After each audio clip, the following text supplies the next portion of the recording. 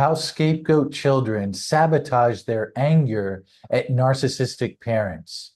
Do you feel intense fear when you consider asserting yourself to someone? Do you find it nearly impossible to convince yourself that nothing terrible will happen if you speak up for yourself? And do you feel oddly worse when you do speak up for yourself, even when nothing terrible happens? Well, the scapegoat child to a narcissistic parent is treated in ways that anger the child. The child must not express this anger to the parent, however. They need a way to secretly process their anger at the parent so they can consciously see the parent as good.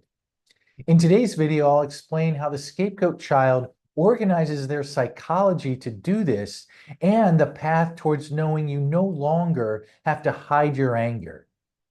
Well, my name is Jay Reed, and I'm a licensed psychotherapist in California, and I specialize in recovery from narcissistic abuse. In my professional and personal experience, I've worked to identify the fundamentals to the process of recovery. This has led me to what I call the 3 pillars of recovery. Pillar number 1 is making sense of what happened so that ultimately you know it wasn't your fault. Pillar number 2 is gaining distance from narcissistic abusers and closeness with safe people. And pillar number 3 is living in defiance of the narcissist rules. I think it's also essential to find and participate in communities of people who can get, validate, and support you on this path. I've both seen and experienced large improvements in quality of life after applying these pillars. Today's video falls under pillar number 3, living in defiance of the narcissist rules. And if you'd like to watch more videos in this pillar or any of the other 2, you can find them in the playlist section of this channel. I also want to mention that if you were a scapegoat survivor of a narcissistic parent or a partner, then I encourage you to check out my free ebook on the topic. It's called Surviving Narcissistic Abuse as the Scapegoat, and it goes into other important aspects of what it's like to be in the shoes of the scapegoat child or partner of a narcissistically abusive person. Whether it's self-limiting beliefs about yourself that you had to adopt to survive, to why the narcissistic personality is so geared to put the people closest to them down. I think and hope that this ebook can help you realize how none of this abuse was your fault, but rather the product of the narcissistic person's psychological and emotional problems. And you can find the link to the book in the description box below. And quickly and lastly, I'm excited to announce that you can now save 30 to 40% off of either of my 2 courses for recovering from narcissistic abuse by using your FSA or HSA spending accounts. And to take advantage, you can go to the checkout page for either course, and you'll see a link there that will show you how to do this. Okay, so a narcissistic parent is both essential and unbearable to the scapegoat child. To review, the scapegoat child to a narcissistic parent has to identify as offensive, defective, and undeserving. The narcissistic parent refuses to acknowledge any other qualities about this child. This parent struggles with a core sense of worthlessness that they cannot stand. So they psychologically find these feelings in the scapegoat child and then treat the child accordingly. They devalue, deprive, and control the child into concluding that it's the child who is the worthless one in their relationship. The ideas I'm about to present are based on the work of a psychoanalyst named Ronald Fairbairn. He created a theory based on the actual observed experience of children of abusive and/or neglectful parents. He had an exquisite grasp of how powerless children are in changing their parents' behavior. They can only make do with how much or little their parent offers them. Although Fairbairn's ideas are powerful, his writing can be difficult to follow. I recommend David Solani's book called Fairbairn's Object Relations Theory in the Clinical Setting for a more accessible treatment of Fairbairn's ideas. Well, to start, Fairbairn observed that children are exquisitely vulnerable to their parents. They depend on them as the only people who can give the child what is needed to develop, namely, to be loved for the unique and separate person the child is, and 2, to accept and value the child's love for them. When either of these gets thwarted, the child doubles down on their efforts to get it. They remain committed to only getting it from their parent. They don't have the option of going elsewhere. Well, let's look at an anonymized case example to illustrate this. At age 4, George found himself in a family where he was always supposedly doing something wrong.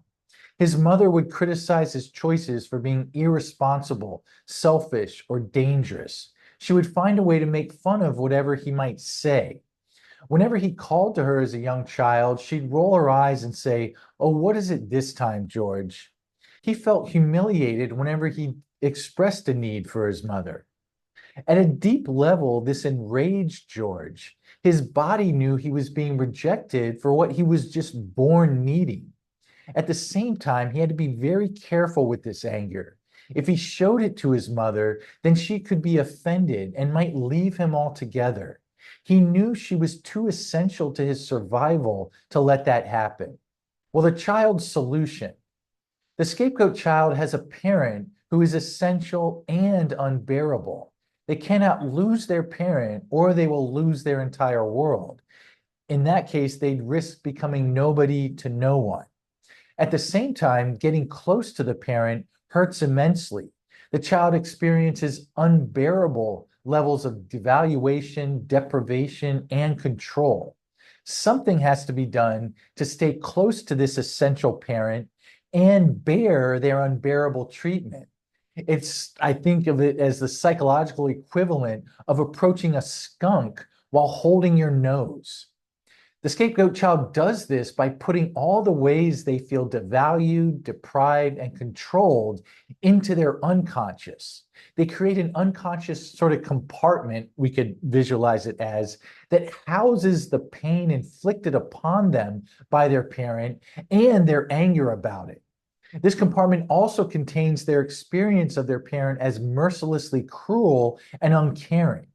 Now that the child is consciously unaware of their anger and of the cruelty of their parent, they're free to see consciously their parent as good.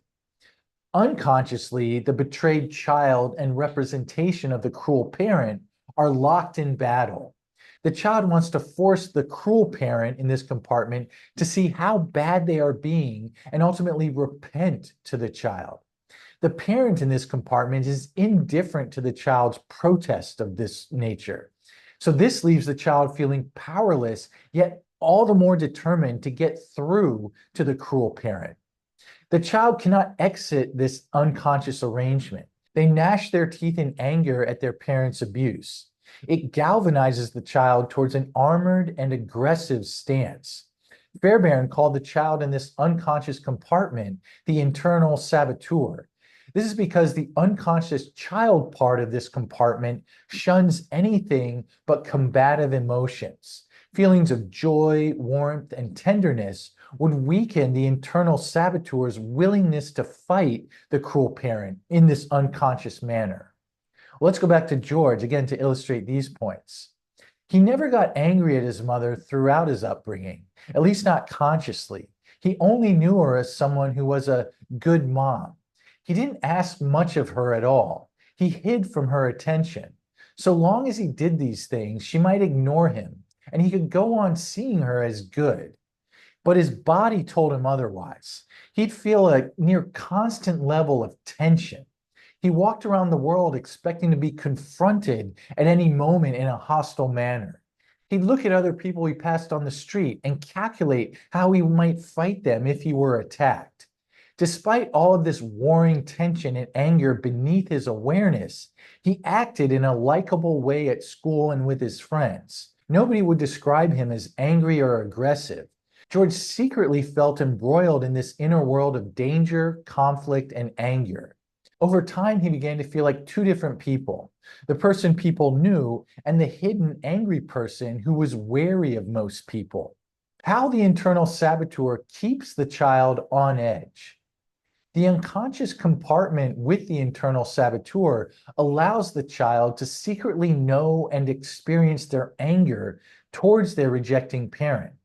The trade-off is that the child must always be ready and expectant of conflict. Shows of respect, kindness, and appreciation from others interfere with the child's ability to stay on edge internally. So the child may learn to seem to accept others' positive feedback while secretly discounting it to themselves. Going back to George, although he was well liked outside his home, he could not allow himself to feel others' warmth towards him. Feelings of being cared about made him loosen inside.